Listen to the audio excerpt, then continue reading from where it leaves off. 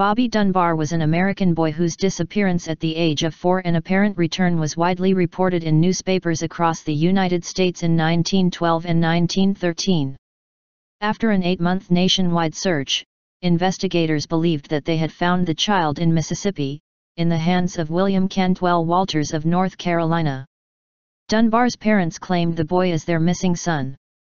However, both Walters and a woman named Julia Anderson insisted that the boy with him was Anderson's son. The court system eventually sided with the Dunbars as Julia Anderson could not afford a lawyer and they retained custody of the boy, who proceeded to live out the remainder of his life as Bobby Dunbar.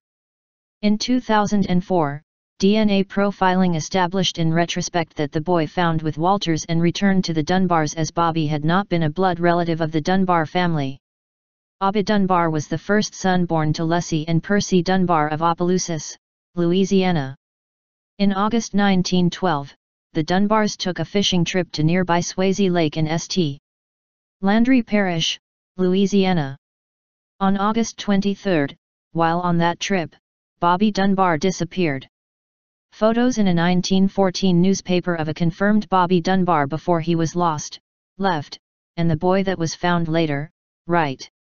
After an 8-month search, authorities located William Cantwell Walters, who worked as an itinerant handyman, specializing in the tuning and repair of pianos and organs, and traveling through Mississippi with a boy who appeared to match the description of Bobby Dunbar. Walters claimed that the boy was actually Charles Bruce Anderson, generally referred to as Bruce, the son of a woman who worked for his family. He said that the boy's mother was named Julia Anderson, and that she had willingly granted him custody. Nonetheless, Walters was arrested and authorities sent for the Dunbars to come to Mississippi and attempt to identify the boy. Newspaper accounts differ with regard to the initial reaction between the boy and Lessie Dunbar. While one account indicated that the boy immediately shouted "Mother" upon seeing her and the two then embraced, another said only that the boy cried and quoted Lessie Dunbar as saying she was unsure whether he was her son. Other newspaper accounts quote both the Dunbars as initially stating doubts as to the boy's identity. There were similar contradictions in newspaper accounts of the boy's first sighting of the Dunbars' younger son, Alonzo, with one newspaper claiming that the boy showed no sign of recognizing Alonzo, while another saying the boy recognized him instantly, called him by name and kissed him. The next day, after bathing the boy, Lessie Dunbar said she positively identified his moles and scars and was then certain that he was her son. The boy returned to Opelousas with the Dunbars to a parade and much fanfare celebrating the homecoming. Shortly thereafter, Julia Anderson of North Carolina arrived to support Walters's contention that the boy was, in fact, her son, Bruce. Anderson was unmarried and worked as a field hand for Walters's family. She said that she had allowed Walters to take her son for what she said was supposed to be a 2-day trip to visit one of Walters's relatives and that she had not consented for him to take her son for more than a few days. According to newspaper accounts, Anderson was presented with 5 different boys who were of the same approximate age as her son, including the boy who had been claimed by the Dunbars. When the boy in question was presented, he gave no indication that he recognized her. She asked whether he was the boy recovered, but was not given an answer and finally declared that she was unsure. Upon seeing the boy again the next day, including undressing him, she indicated a stronger certainty that the boy was indeed her son Bruce. However, word had already spread about her failure to positively identify him on the first try. This, combined with the fact that newspapers questioned her moral character in having had 3 children, the other 2 deceased, by that point, out of wedlock, led to Anderson's claims being dismissed. With no money to sustain a long court battle, Anderson returned home to North Carolina.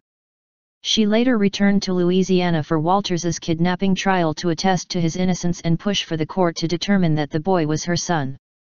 At the trial, she became acquainted with the residents of the town of Poplarville, Mississippi, many of whom had also come to proclaim Walters's innocence.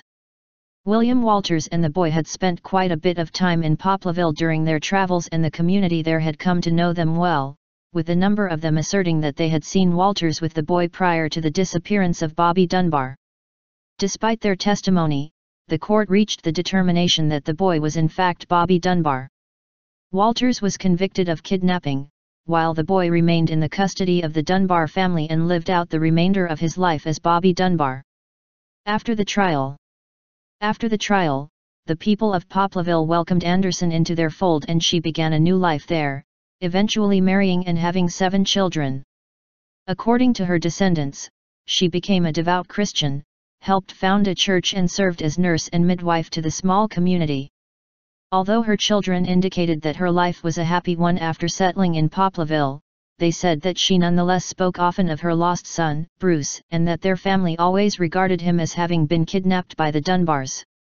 In 2008, one of Anderson's sons, Hollis, recounted a story for This American Life that in 1944 Bobby Dunbar/Bruce Anderson visited him at his place of business where they talked. Hollis's sister Jules recounts a similar experience where a man, who she believes was Dunbar, came to the service station where she worked and talked to her for an extended period. The Dunbar family also has a similar story, recounted by Bobby Dunbar's son Gerald. The family was returning home from a trip and passed through Poplarville when Bobby Dunbar said, "Those are the people they came to pick me up from." The family then stopped for a short while as Dunbar visited with the Andersons. After Walters had served 2 years of his prison term for kidnapping, his attorney was successful in appealing the conviction and Walters was granted the right to a new trial. Citing the excessive costs of the first trial, prosecutors in Opelousas declined to try him again and instead released him. After his release from custody, Walters continued to move around often.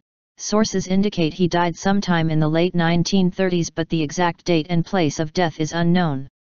The grandchildren of Walters's brother reported that during their childhood, he typically visited their grandfather a few times per year and that when he did, they often spoke of the kidnapping charge, with Walters always maintaining his innocence. The boy raised as Bobby Dunbar married, had 4 children of his own, and died in 1966. Later investigation. Years after Bobby Dunbar's death, one of his granddaughters, Margaret Dunbar Cutright, began her own investigation of the events, poring through newspaper accounts, interviewing the children of Julia Anderson and examining the notes and evidence presented by Walters's defense attorney for his kidnapping trial and appeal. Although Cutright had initially hoped to prove that her grandfather was a Dunbar, her research ultimately led her to question her conviction in that regard. In 2004, after an Associated Press reporter approached the family about the story, Bob Dunbar, Jr. consented to undergoing DNA tests to resolve the issue. The tests showed that Dunbar, Jr. was not related by blood to his supposed cousin, the son of Alonzo Dunbar, the younger brother of Bobby Dunbar, Sr. Since the DNA testing is conclusive, the fate of the original Bobby Dunbar lost at Swayze Lake in 1912 remains unknown.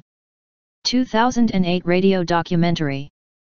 In March 2008, Public Radio International's This American Life featured The Ghost of Bobby Dunbar, a radio documentary about the investigation of the case by Margaret Dunbar Cutright. She expressed her own opinion that the real Bobby Dunbar most likely fell into Swayze Lake during the fishing trip and was eaten by an alligator. She revealed that the results of her investigation had brought joy to Julia Anderson's family as vindication of her claims, as well as to William Walters's family as an exoneration of the kidnapping accusation against him. However, she said that they had sown division within her own family, as the majority of her grandfather's children and grandchildren considered themselves to be members of the Dunbar family, cherished their existing familial relationships, and were resentful of Cutright, both for having delved into the matter at all, and additionally, for bringing the topic to public attention.